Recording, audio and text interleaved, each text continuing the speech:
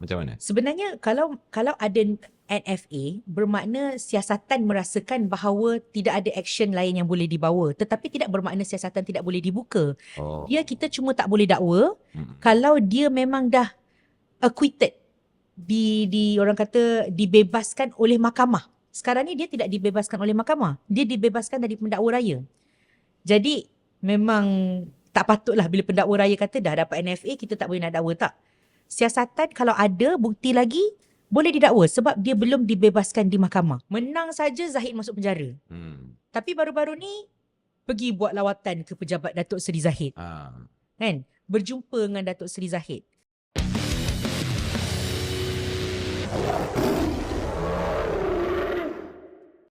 Assalamualaikum dan selamat sejahtera kepada penonton dan pendengar The Tiger Show Podcast. Begitu juga kepada penonton Astro Awani.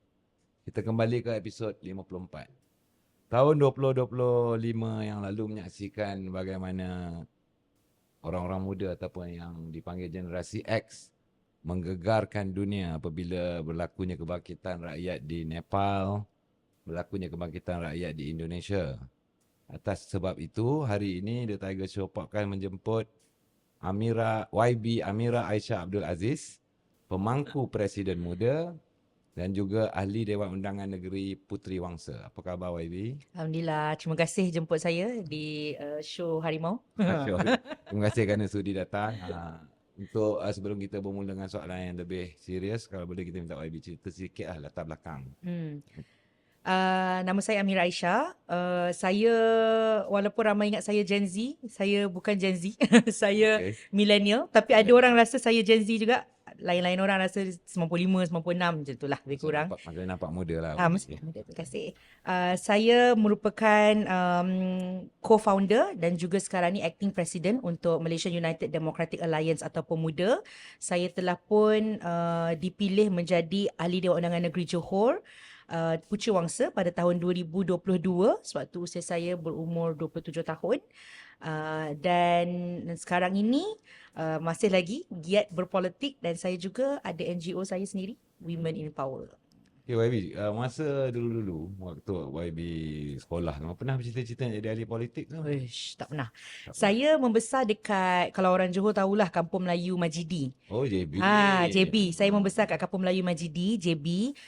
Dan Kampung Melayu Majidi ni memang orang tahu, memang kawasan tu tak kisahlah apa jadi pun UMNO akan menang. Okay.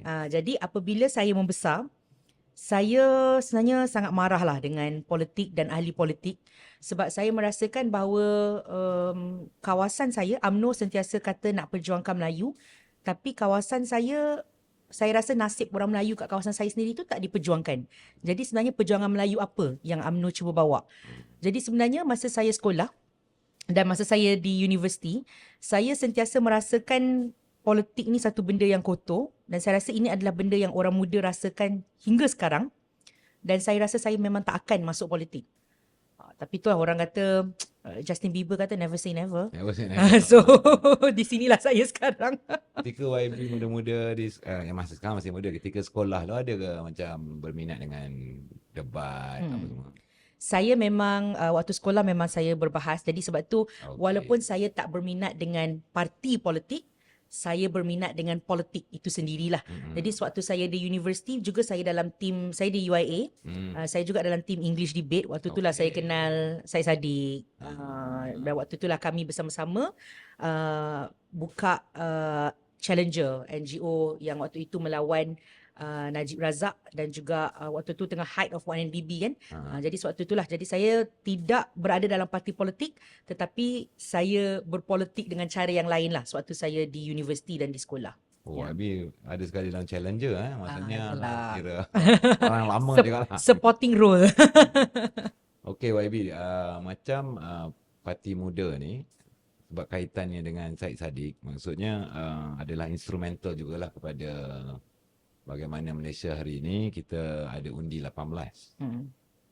So akan datang ni bila pilihan raya 16 ni akan datang mungkin akhir 2027, kebanyakan undi 18 ni daripada Gen Z lah. Gen Z ni pula disering dilabel sebagai generasi yang cynical, cepat menghukum dan anti parti politik. Jadi macam YB selaku Mangku Presiden Muda, macam mana YB deal dengan Gen Z ni? Pertama, saya merasakan apabila kita cerita yang Gen Z ni cynical, saya tak rasa itu satu benda yang tak baik. Saya rasa bila Gen Z itu generasi sekarang makin cynical, ia menunjukkan bahawa generasi sekarang dia lebih matang berfikir bila bercerita tentang politik. Dibandingkan even dengan generasi saya. Walaupun saya millennial dah kat hujung-hujung tu, kami membesar, kita dekat sekolah, kita tak ada social media waktu tu kan. Jadi kita baca surat khabar yang memang pada waktu itu utusan Malaysia sentiasa ada dekat sekolah. Kita tengok RTM. Jadi kita punya pemahaman tentang politik itu satu hala. Berbanding dengan Gen Z sekarang ni di mana pemahaman mereka tentang politik itu rencam. Sebab social media. Jadi mereka sentiasa melihat TikTok, Instagram, Twitter pun sebenarnya Gen Z dah tak banyak sangat lah sekarang kan. TikTok, Instagram dan sekarang ni Thread. Kan? Dan daripada situ, pandangan politik mereka bukannya orang kata satu hala dan waktu itu dekat situ sajalah. Saya rasa Gen Z sekarang ini dia tidak setia yang orang kata tanpa setia yang buta-buta setia gitulah. Kan? Jadi Gen Z ni hari ni dia boleh rasa parti ni bagus, esok dia boleh rasa parti ni pula yang bagus. Hari ni dia boleh rasa muda bagus, esok mungkin dia rasa muda, kenapa muda buat macam ni? Which saya rasa itu adalah tanggungjawab parti politik untuk berpegang pada janji dan prinsip mereka lah. Sebab Gen Z sekarang ini mereka melihat. Dan bila mereka melihat, saya rasa bagus bila mereka menghukum. Sebab kalau dulu-dulu, bila parti politik tidak dihukum, sebab itu parti politik rasa mereka lah ada semua kuasa dan dia boleh buat apa-apa dia nak. Dia rasa ahli politik ni kat situ, kita buat apa-apa, tak ada orang boleh cakap apa-apa. Sekarang ni bagus. Sebab kita ada check and balance tu, semak dan imbang tu bukan dalam dewan saja. Semak dan imbang tu ada dekat ruang media sosial tu. Jadi benda itu menjadikan ahli-ahli politik dan parti politik sepatutnya lebih berhati-hati, lebih telus dan lebih amanah lah dengan tanggungjawab dia. Macam kami di Muda, kita memang ada banyak ahli Gen Z. Kita juga ada program yang kita panggil program Teroka, di mana program Teroka tu kita tak buka kepada ahli saja, kita buka kepada semua usia 18 hingga 25 tahun untuk latihan politik dan advokasi. Jadi memang Gen Z lah dekat dalam program Teroka tu. Sekarang ni saya rasa ada lebih kurang dalam 150 peserta Teroka dah lah. Selama setahun kita dah laksanakan Teroka ni. Dan kita boleh lihat kadang-kadang Gen Z ni dalam Teroka tu, walaupun kita ni parti muda, kita multiracial, kita dianggap kita adalah suatu parti yang progresif, tapi kita ada juga ahli yang masuk Teroka tu peserta yang lebih konservatif dan lebih orang kata kalau kita ikut dalam konsep Malaysia ni lebih kanan dari kiri lah. Tapi bila mereka dalam program Teroka tu, perbincangan sesama peserta walaupun mereka mempunyai ideologi yang berbeza, bagi saya adalah perbincangan yang sihat. Jika nak dibandingkan dengan waktu saya dululah sekurang-kurangnya, bila berbeza ideologi je terus nak bergaduh dan tak boleh berkawan. So saya rasa itu adalah satu kekuatan Gen Z yang mungkin tak ada pada generasi-generasi sebelum ni. Macam YB, kalau di sekejap, sebelum tu Muda ni maksimum umur kalau nak join berapa umur? Kita tak ada maksimum. Kita ahli paling tua dah 87 tahun ni. Ada 87 tahun? Tak ada ahli 87 tahun. Okay YB, macam YB kata Muda dah start buat program Teroka lah, untuk maksudnya kira macam ilmu program pemahaman politik, ideologi dan sebagainya kan. Tapi Gen Z ni biasanya dia orang ni macam agak cynical tau. Muda, apa yang Muda tawarkan dari segi ideologi? Pertama, ideologi kita adalah demokratik sosial. Itu adalah ideologi Muda lah. Kita berpegang kepada prinsip kesaksamaan. Dan itu adalah satu benda yang orang kata sekarang ni Gen Z memang melihat pada itu. Sebab suka ataupun tidak, kita melihat kesaksamaan itu bukan sekadar daripada segi bangsa semata-mata, dan saya tahu kalau parti-parti lain ataupun bukan sekadar parti lah, dalam ruang politik itu bila kita bercerita tentang kesaksamaan, kita selalu bercerita tentang perbezaan bangsa. Memang betul benda itu wujud dalam negara kita, tetapi bila kita cerita tentang kesaksamaan, ia juga termasuklah kesaksamaan umur, kesaksamaan jantina, kesaksamaan latar belakang, kesaksamaan daripada sama ada mereka urban atau rural. Kenapa kita tak guna perkataan equality? Sebab benda itu kita guna equity kan, kita tak guna kesamarataan, kita guna kesaksamaan sebab ada keperluan untuk kita memastikan bahawa mereka yang ketinggalan jauh selama ini perlu diangkat lebih daripada mereka yang sekarang ni berada di depan lah. Dan bagi saya itu satu benda yang Gen Z dapat rasakan. Saya sendiri sewaktu kita tubuhkan Parti Muda, kita tubuhkan atas kemarahan kenapa orang-orang muda dalam politik sentiasa dijadikan orang yang pacak bendera, yang lipat pamflet. Ketua-ketua akan kata kita nak dengar suara orang muda, tapi lepas tu dia dengar je lah, dia tak buat apa. Kenapa orang muda dalam parti-parti politik yang sedia ada sekarang ini, sebelum inilah pada tahun 2020 waktu kita tubuhkan Muda, hanya diletak di dalam satu kepompong iaitu sayap pemuda. Jadi paling tinggi dia boleh naik pun adalah dalam sayap pemuda. Dan sekarang ni pun kalau kita tengok pemimpin sayap-sayap pemuda pun tak adalah muda sangat. Jadi orang muda yang lain tu bila dia nak naik? Jadi bila pemuda ini, bila dia nak bertanding di peringkat pusat, yang lebih tua akan kata, tunggulah masa kau. Kau duduklah dulu dalam sayap pemuda tu kan. Masa kau akan datang nanti. Tapi bila akan datang, bila orang-orang yang tua ni dia tak berhenti-berhenti berpolitik. Orang muda ni bila nak naik kan? Malahan pula panjang-panjang umur sekarang ni. Oh, ya itulah. Yalah sihat-sihat semuanya kan. Alhamdulillah. Tapi boleh je sihat di rumah. Tak perlu sihat di bilik mesyuarat bahagian. Ataupun main peranan dalam bentuk lain lah. Ataupun main peranan sebab kita tahu. Kita bukannya reject mereka yang berpengalaman. In fact, kita sedar. Dalam Muda kita sedar bahawa orang kata antara generasi tu, kerjasama antara generasi perlu ada intergenerational work tu. Antara mereka di Gen Z, kita macam saya juga, kita orang muda ni, kita ada idea. Kita ada semangat. Kita ada masa. Masa kita memang ada banyak. Tetapi kita perlukan kepakaran, nasihat, wisdom dan juga kapasiti mereka yang lebih matang. Tapi perlu diberi ruang untuk orang muda berada dalam pucuk pimpinan politik. Itu adalah satu ruang di mana kita muda ni, kita tidak membezakan. Sebab tu kita ada kesaksamaan tu, kita tidak membezakan umur. Kita tidak ada sayap. Kita tidak membezakan jantina. Jadi tak kisah perempuan ke lelaki ke, kalau awak bagus, awak naik lah. Sama juga dalam muda. Saya bukannya paling berusia. Dalam jawatankuasa eksekutif pusat, kita ada yang berusia 40 lebih. Tetapi mereka boleh hormat saya yang baru umur 30 tahun. In fact, waktu saya pegang jawatan saya ni, umur saya 28 tahun. Tetapi hormat itu kita tidak beri semata-mata hanya kerana dia lebih tua, hanya kerana kalau kat Malaysia ni lah lelaki tua, Melayu, Muslim yang dah lama tu, it's not given. Respect tu you kena earn. Dan itu adalah juga dalam muda. Saya nak juga sebut dekat sini, untuk saya sebagai pemangku Presiden Muda, saya pun tak mahu orang muda percaya kepada Parti Muda blindly. Betul-betul percaya Parti Muda.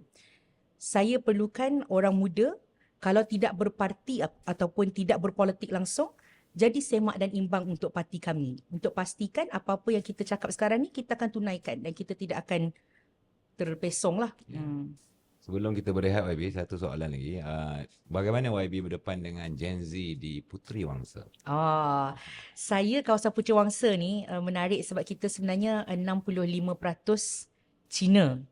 Jadi kebanyakan Gen Z dalam Puteri Wangsa juga adalah berbangsa Cina. Dan dalam Puteri Wangsa, bila kita bercerita tentang, kalau kita nak buat program politik, dan ini bukan saja di Puteri Wangsa, saya sedar benda ni dekat mana-mana lah. Kalau kita nak buat program politik, Gen Z tak datang. Gen Z sekarang ni, dia kalau nak dengar ceramah politik, dia fikir buat apa aku nak pergi dalam dewan panas-panas kan. Boleh tengok TikTok live. Kan? So bila kita nak engage dengan Gen Z zaman sekarang ni sebagai ahli politik, kita tak boleh guna taktik yang sama dengan dulu. Kan? Jadi apa yang kita buat dalam Puteri Wangsa adalah kita buat program-program yang di luar rencana politik. Contoh YB? Program pendidikan sebagai contohnya. Kan? Kita buat program pendidikan, kita buat festival. Saya pernah buat bazar. Dalam Pucuk Mangsa kita pernah buat bazar, kita buat fun run, kita buat program pendidikan, kita buat program kesihatan mental, dan itu cara untuk kita approach Gen Z. Kita kenal dengan Gen Z, kita kenal apa yang mereka nak. Sebab sekarang ni kalau kita buat satu program, kita namakan program itu program dan lepas tu letak muka saya besar-besar tu kan, Amira Aisyah, Gen Z Dia tak datang tak. Kalau letak muka ahli politik lama-lama, diorang turn off. Itu memang style Gen Z sekarang ni, sebab mereka tak nak terlibat dengan propaganda politik. Tetapi kalau kita buat program-program yang memang mereka suka, gotong royong, dan Gen Z sekarang ni, despite apa yang orang kata, mereka nak berkomuniti. Tetapi perlulah buat program komuniti yang dekat dengan mereka kan. So bila kita buat program-program itu, mereka datang, dari situlah kita dapat tahu apa yang mereka nak, dan apa yang mereka nak tu saya cuba bawa ke dalam dewan, saya cuba buat lagi program.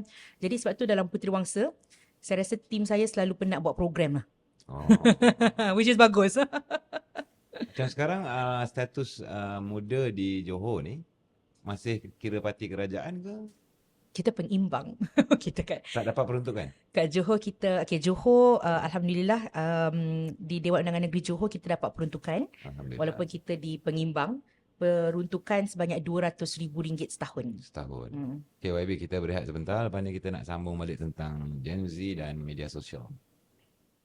Okay, YB, sebelum saya masih teringat beberapa tahun yang lalu, sebelum ketika YB Ahli Parlimen Muar, YB Syed Saddiq memperjuangkan undi 18 ni, antara concern yang saya suarakan kepada dia adalah, adakah pengundi yang 18 ni dah well equipped sebelum nak mengundi kan, dari segi ilmu dan sebagainya.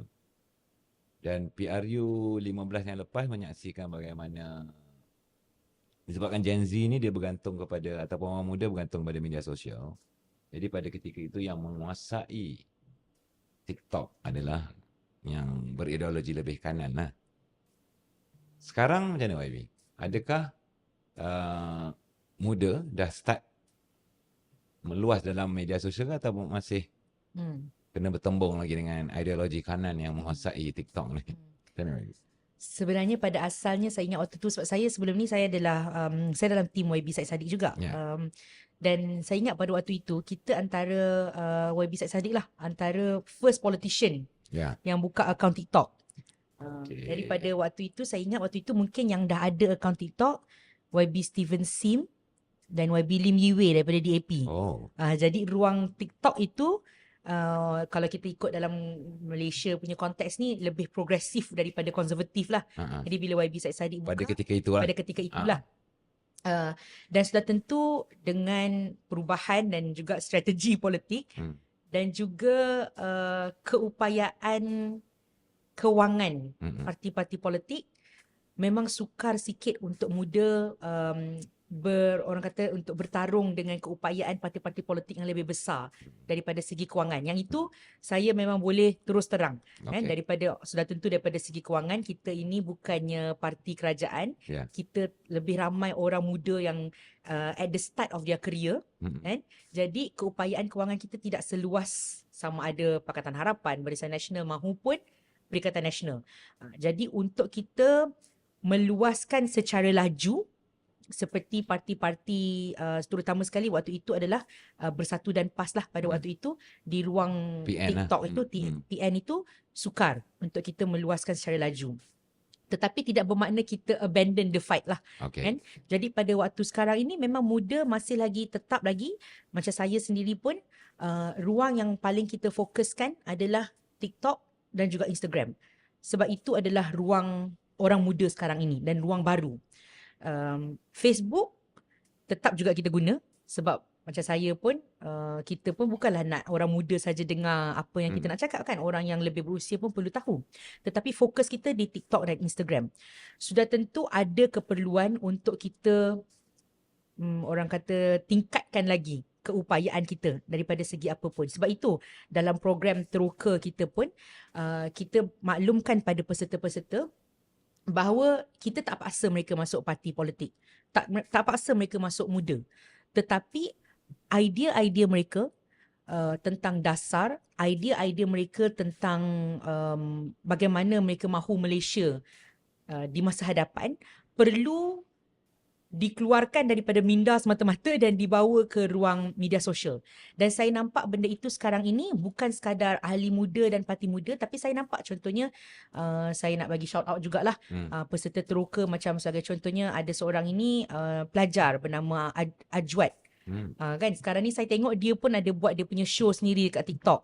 Dan dia punya viewer pun lebih kurang banyak juga. Dan saya percaya bahawa cara yang lebih generik itu bermakna kita tak paksa. Kita tak suap mereka. Muda kita tak paksa dan kita tak suap orang muda dengan bercerita tentang apa. Cara yang lebih generik itu akan lebih berkesan in the long run. In comparison kepada cara dengan membayar influencer buat 1-2 video yang tidak, orang kata tidak begitu dalam dan on the surface sahaja. Saya rasa apa yang muda cuba buat, insyaAllah kalau bukan hari ini, dalam generasi yang akan datang, impaknya tu akan lebih mendalam. Saya melihat muda ni boleh dikatakan mirip seperti sebuah parti di Thailand yang dipanggil Move Forward Party. Di mana muda dan Move Forward Party ni, dia bukan jenis parti yang didana oleh company besar dan sebagainya. Kebanyakannya menggunakan crowdfunding lah. Bagaimana sekarang ni crowdfunding di Malaysia ni? Adakah rakyat Malaysia yang berminat dengan ideologi muda menderma juga? Pertama, bukan kebanyakan, sebenarnya rakyat Malaysia ni adalah, kita ni suatu negara yang sangat generous. Orang Malaysia, mereka mencari ruang kat mana mereka nak bantu orang lain. Jadi kalau kita bercerita tentang crowdfunding, kalau kita minta crowdfunding untuk menggerakkan sebuah parti politik, mungkin tak semua orang nak berada ikut sama. Tetapi kalau kita kata crowdfunding untuk program kemasyarakatan, yang tu untuk membantu orang, yang itu ramai. Dan untuk muda, kita percaya bahawa politik yang akan datang adalah politik yang orang nak tengok adalah politik khidmat, politik dasar. Dan daripada dua segi itu, memang sebenarnya mudah untuk kita buat crowdfunding. Kita tengok sebagai contohnya YB Said Saddiq. Bila dia lari ke MUA, bila dia lari daripada, itu pun saya tak tahulah macam mana dia buat tu kan, daripada parlimen ke MUA. sekarang tambahan lagi dah ada bel. Itu kan, bila dia buat benda-benda itu semua, rakyat Malaysia ramai yang nak bagi, nak menyumbang sebab mereka tahu bahawa sumbangan mereka ni, dan kita di muda, sebagai contohnya sewaktu banjir juga. Itulah banjir dulu. Audit, sewaktu kita buat banjir tu ramai minta kita buat, dan kita janji kita buat audit, dan kita buat audit tersebut. Dan bila orang nampak bahawa setiap sen yang mereka beri tu kita tunjuk di mana digunakan, kepercayaan itu ada. Dan bila kepercayaan itu ada, mereka lebih mudah memberilah. Macam saya sendiri dalam Pucawangsa, bila kita nak buat program pendidikan, sudah tentu walaupun kita ada 200,000 peruntukan, saya dalam Pucawangsa tu kita ada 120,000 pengundi. Jauh lebih besar berbanding dengan kebanyakan parlimen. Betul. Dan macam saya cakap, kita asyik nak buat program, jadi banyak kewangan yang diperlukan. Dan saya juga kena sentiasa buat fundraising, kita buat crowdfunding, kita buat larian, kita buat bazar. Itu semua adalah cara, satu untuk kita tarik orang. Kedua adalah untuk kita buat fundraising. Dan ramai orang yang membantu. Waktu saya Pucawangsa ni banjir macam acara tahunan tau. Banjir setiap tahun? Banjir setiap tahun. Dan apabila kita dilanda banjir, dalam kawasan saya kita akan buka dalam 6 ke 9 PPS setiap banjir. Bermakna kapasiti itu sangat besar, lebih 2,000 keluarga terkesan. Dan setiap kali itu juga bila saya buat raya dana, ramai orang yang beri. Kalau bukan cash, mereka beri in kind. Bermakna orang Malaysia ini mereka tak kedekut dengan duit mereka untuk memberi bila mereka tahu duit itu pergi ke mana. Tapi kalau kita tak buat laporan, kita tak bagi tahu duit itu ke mana, saya tak salahkan orang yang tidak mahu memberi. Kan? Dan bagi saya, dan bagi muda secara amnya, kita percaya bahawa we are more comfortable, kita lebih selesa bila poket kita itu luas daripada dalam. Tak apa kalau kita tak banyak duit. Tetapi yang penting, ramai orang percaya kepada kita. Itu lebih penting untuk kita. The trust Okay, YB, macam tadi YB cakap, muda sekarang ni aktif juga dengan program teroka. Jadi bila teroka ni mestilah ada juga Gen Z yang masuk dalam muda. Gen Z ni umumnya kita tahu dia dekat media sosial memang handal lah. Bagaimana pengalaman muda berdepan dengan Gen Z dalam organisasi?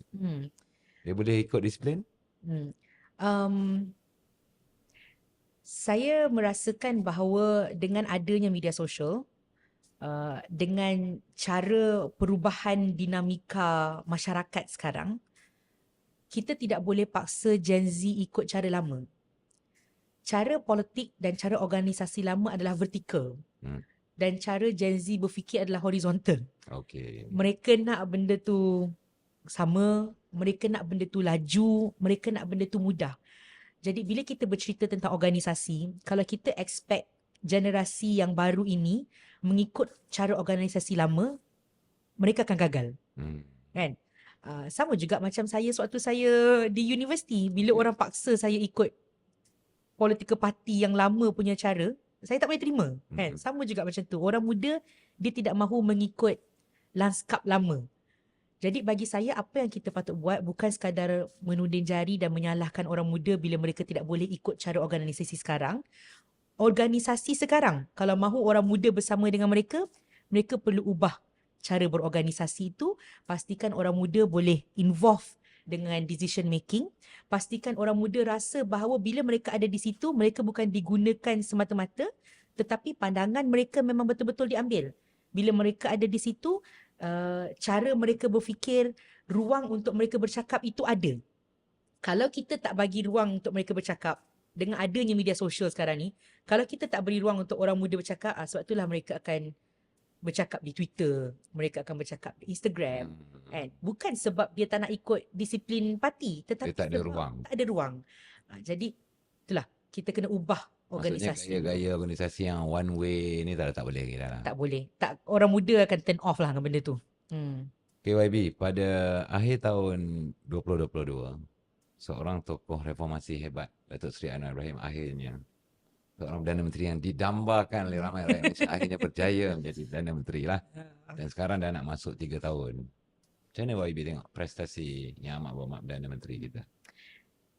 Kami muda waktu itu, kita di tahun 2022 kita bekerjasama dengan Pakatan Harapan. Kita ada electoral pact. Sudah tentu harapan kita sangat tinggi kepada Datuk Seri Anwar Ibrahim untuk membawa reformasi tersebut yang sentiasa dilaungkan kan.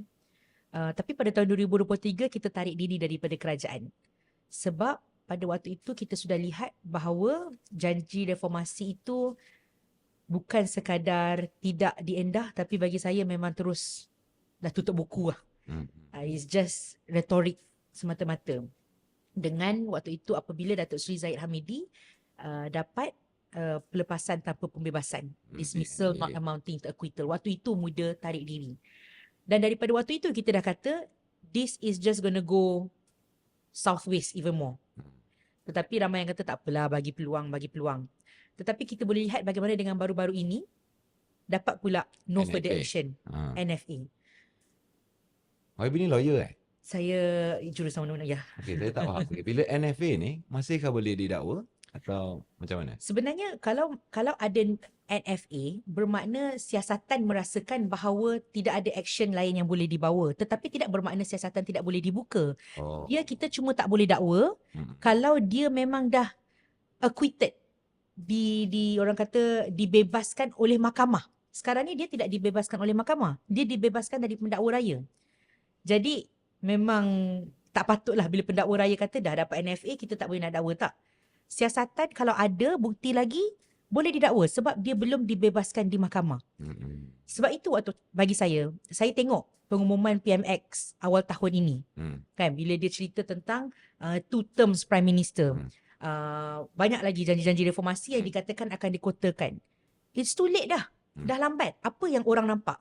Orang nampak pada waktu itu adalah pertama, dah nak hujung-hujung term ni, dah tentu-tentulah tak dapat nak laksanakan semua benda ni. Kan? Kedua, orang nampak PH kalah teruk kat Sabah. So awak buat benda ni adalah untuk basically untuk cuba nak menang balik orang yang dah hilang kepercayaan ni. YB rasa pengundi kita sebodoh tu ke? Maksudnya tiba-tiba laksana ni dia akan sokong balik? Memang tak. Saya tengok komen-komen orang dengan pelaksanaan itu. Saya tengok komen di social media. Saya tengok bila saya pun ada buat video, saya tengok komen-komen tersebut. Kita boleh nampak memang orang tak percaya. Orang in fact memang sama ayat, dia kata jangan ingat kami bodoh.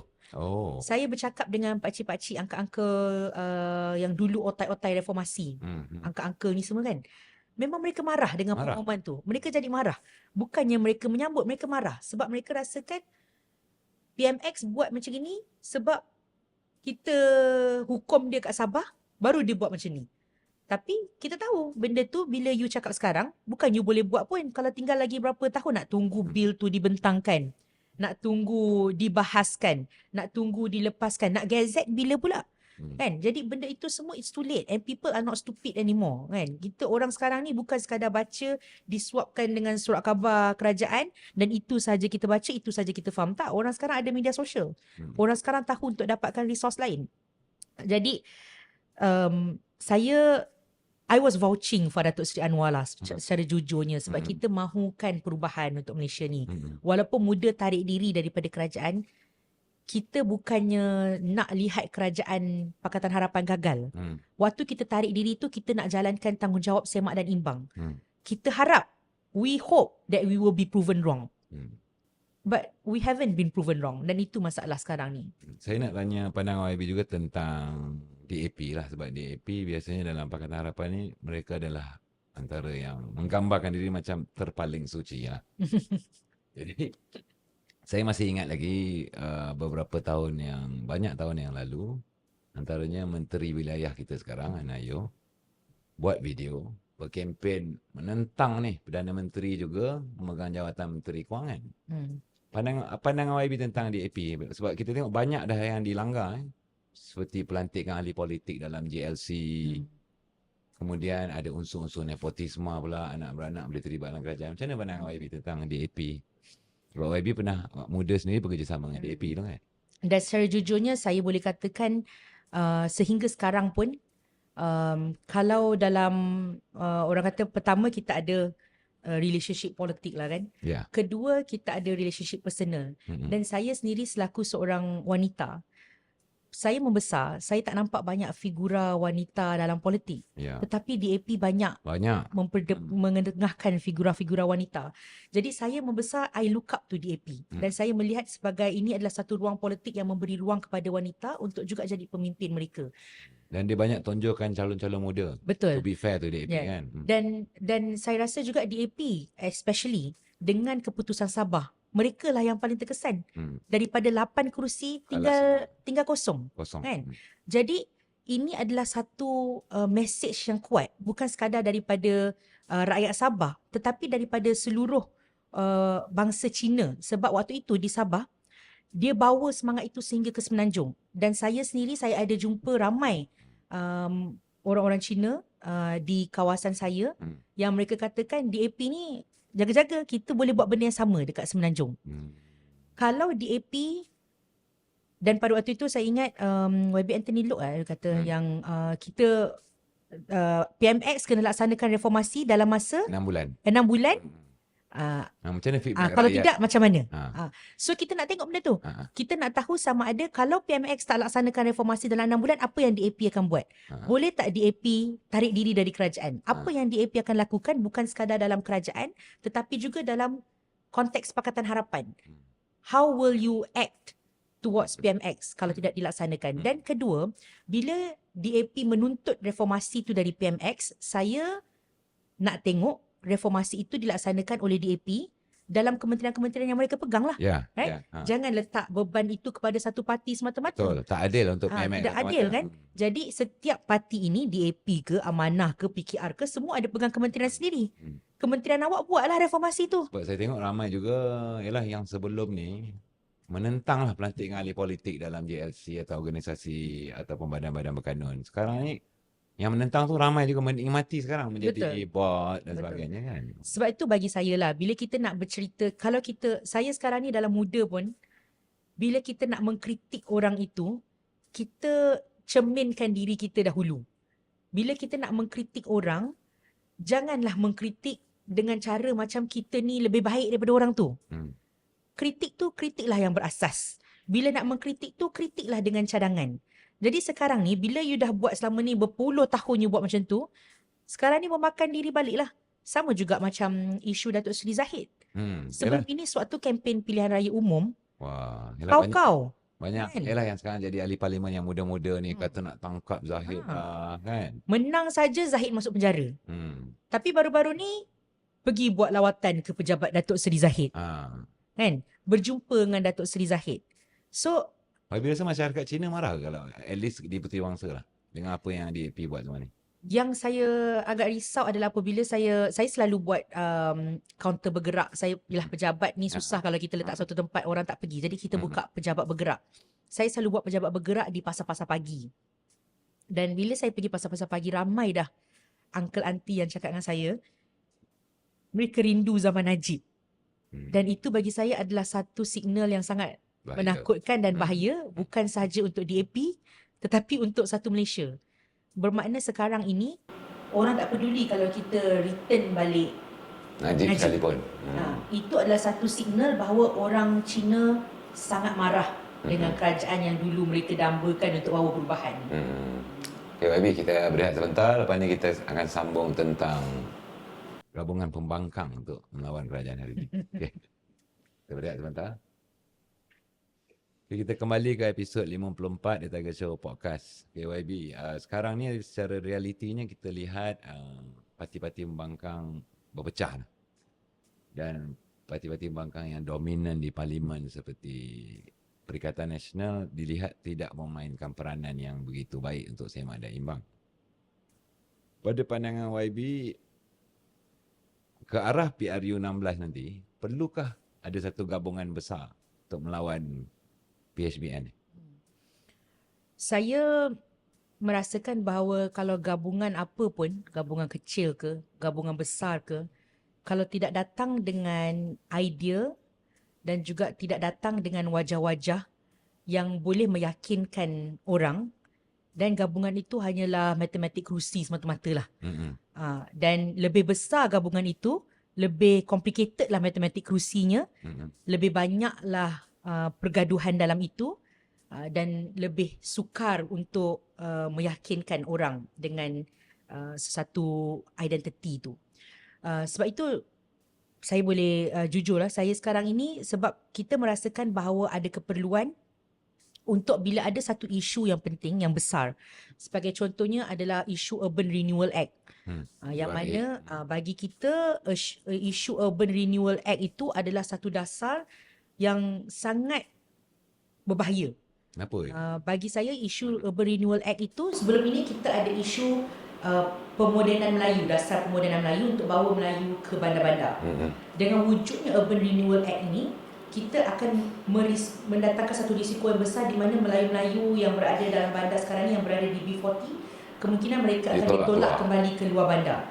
Dan bila ada isu-isu yang penting besar seperti itu, sebab itu saya merasakan isu besar seperti itu perlu ada gabungan yang boleh melawan bersama. Kalau muda satu-satunya parti yang melawan, dia tak jadi. sekarang ni YB muda bekerjasama dengan siapa lagi dalam isu URA? Kalau isu URA, kita bekerjasama dengan semua parti yang melawan URA. Okey. Sebab itu bagi muda, isu kerjasama politik berbeza. Kerjasama bila kita bercerita tentang isu dan dasar berbeza. Sudah awal sekali kita bekerjasama paling penting dengan PSM, Parti Sosialis Malaysia. Memang kita ada satu kerjasama yang kuat. Kita ada kerjasama dengan Pejuang bila bercerita tentang URA. Dan baru-baru ini kita juga banyak menghadiri mesyuarat bersama semua ketua-ketua parti pembangkang bila membincangkan tentang isu. Contohnya URA, isu contohnya tarif Trump. Tarif. Itu semua isu-isu yang patut diperjuangkan bersama. Tetapi lebih daripada isu, lebih daripada menjadi reaktif, gabungan ini perlu juga menjadi gabungan yang aktif daripada reaktif semata-mata. Apa dasar yang kita nak cadangkan? Sewaktu bajet, sewaktu mesyuarat, saya ketengahkan bahawa ada kepentingan untuk kita bawa bajet alternatif. Bukan sebab kita nak buat kerja kerajaan, itu kerja dia. Dan kita tahu bila kerajaan ni dia ada semua data. Of course bajet alternatif yang datang dari pembangkang, dia akan kurang lah data. Kurang lah berbanding dengan kerajaan, itu fair. Tetapi masyarakat dekat negara kita perlu tahu bahawa pembangkang sekarang ini bersedia untuk menjadi kerajaan. Sebab itu saya pun dalam Dewan, kita tidak ada gabungan besar pembangkang. Sebab dalam Dewan Undangan Negeri Johor, Barisan Nasional ada 40 kerusi. Jadi di pembangkang ada 16 kerusi, ataupun di Johor kita panggil pengimbang. Dengan titah tuanku kita dipanggil pengimbang. Barisan pengimbang kita ada 16 kerusi. 12 daripada kerusi itu adalah kerusi Pakatan Harapan. Pun dia pengimbang juga. Dia pengimbang juga di Johor. Dia tak kerajaan. Jadi yang dilihat sebagai betul-betul pembangkang dalam tu 4 kerusi saja. Muda Bersatu ada 2 kerusi, PAS ada 1 kerusi. PAS ada 1 kerusi. Tetapi walaupun kita kecil, tidak bermakna tidak boleh buat apa-apa. Macam saya, walaupun muda ada satu kerusi sahaja, saya cadangkan Jawatankuasa Dasar Perubahan Iklim. Jawatankuasa itu diluluskan satu dewan. Dan baru ini saya cadangkan climate budget tagging. Menerusi jawatankuasa telah pun diluluskan, walaupun jawatankuasa itu multipartisan dan kita cuma belum lulus dalam dewan. Tak bermakna kecil tak boleh bawa perubahan dan besar boleh bawa perubahan. That's what I'm trying to get at lah. Jadi gabungan untuk ke PRU 16 nanti bukan tentang saiz tetapi apa tawaran yang akan diberikan. Contoh kita lihat Sabah juga. Walaupun warisan tidak menjadi kerajaan, dia satu parti, dia tidak bergabung dengan siapa-siapa. Paling besar. Tapi dia satu parti yang paling besar. Bila dia dapat meyakinkan orang Sabah bahawa kita adalah alternatif terbaik untuk Sabah, orang akan buy in. Cuma perlu ada idea itu. Sebab orang sekarang ni, dia tidak akan, betul, orang sekarang ni pragmatik. Terutama sekali orang bukan Melayu sangat pragmatik bila mengundi. Tetapi pragmatik itu juga perlu datang dengan pelbagai dasar, cadangan-cadangan yang boleh mereka terima.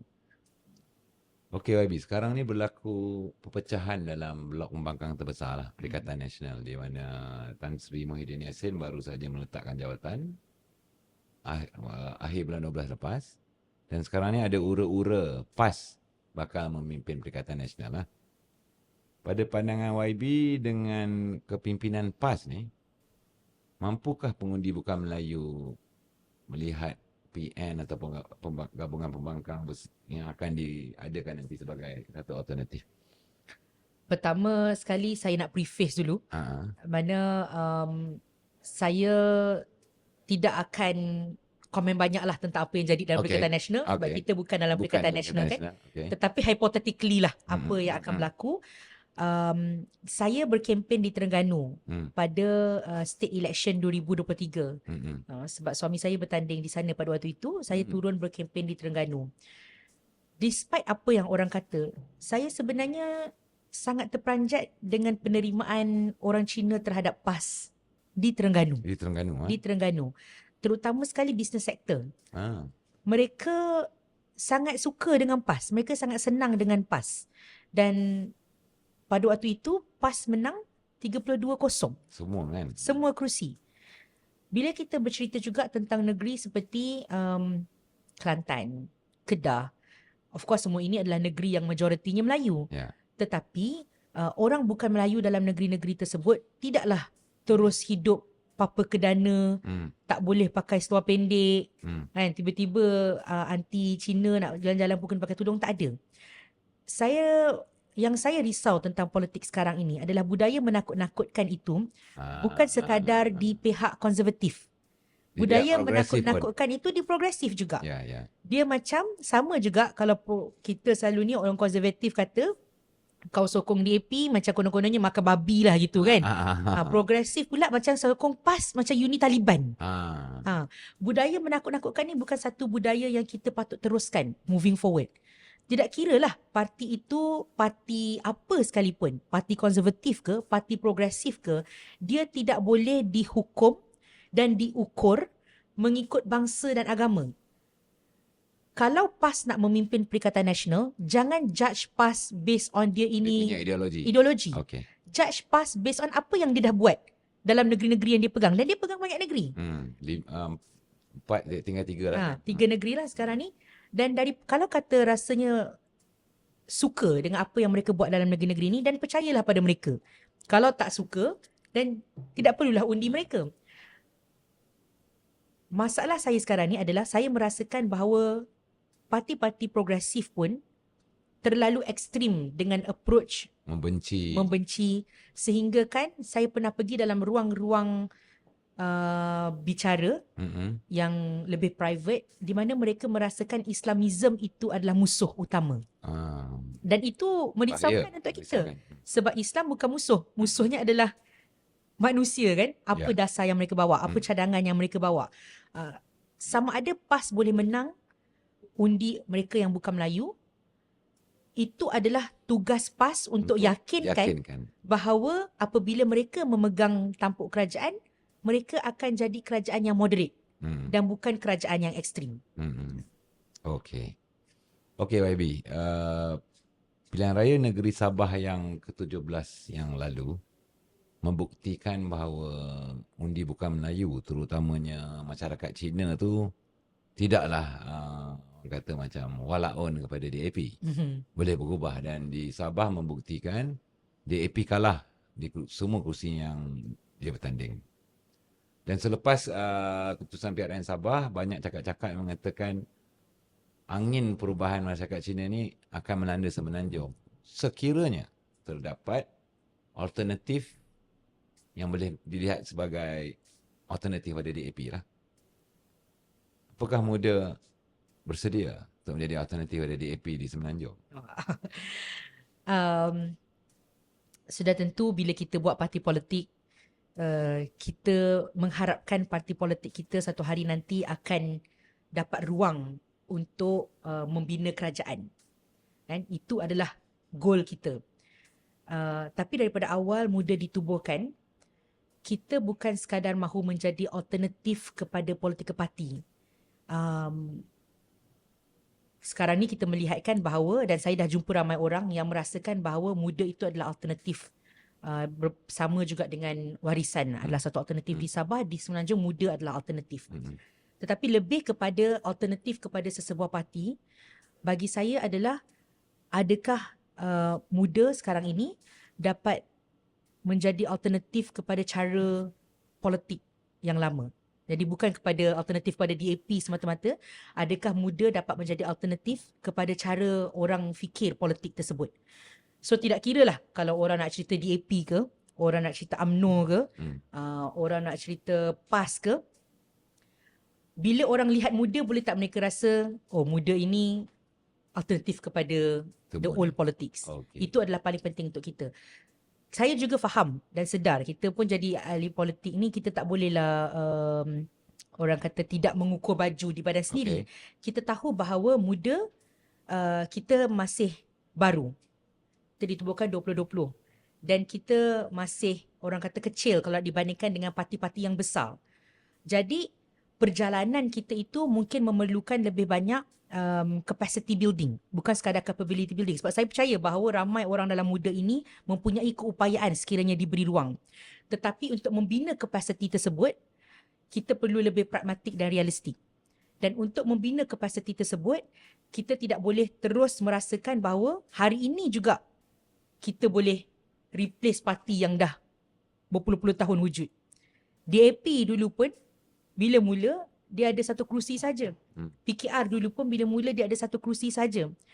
Apa yang muda perlukan sekarang ini adalah kepercayaan daripada orang bahawa in the long run, maybe not too long, kita harapkan diberi kepercayaan itu dengan laju, kita boleh dilihat sebagai alternatif tersebut.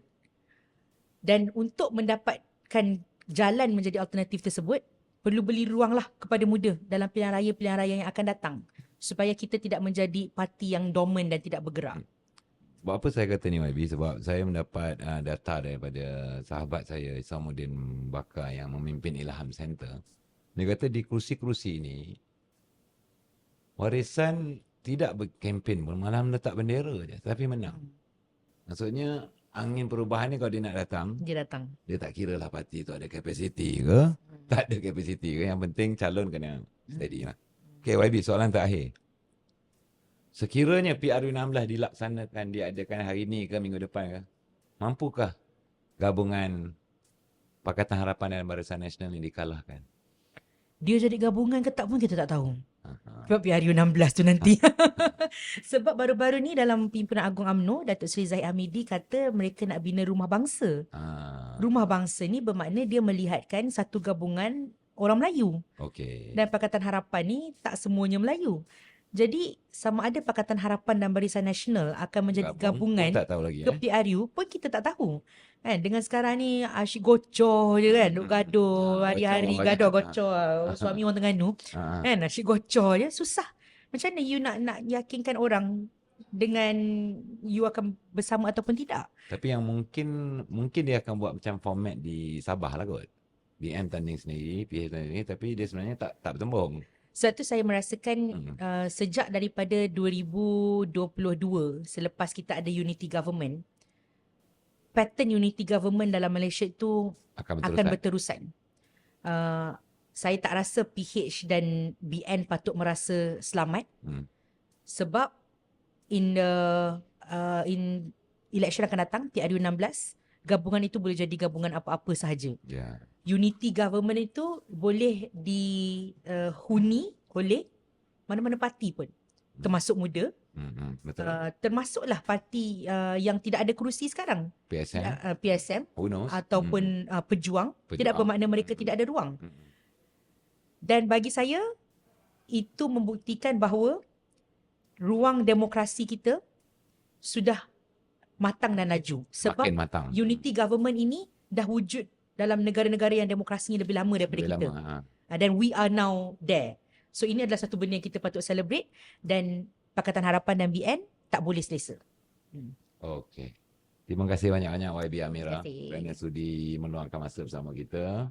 Mungkin nanti akan datang, kita akan jemput lagi kalau dia sudi. InsyaAllah. Boleh. Pada penonton dan pendengar The Tiger Show Podcast, kita minta like, subscribe dan komen di semua akaun media sosial kita. Terima kasih YB. Terima kasih.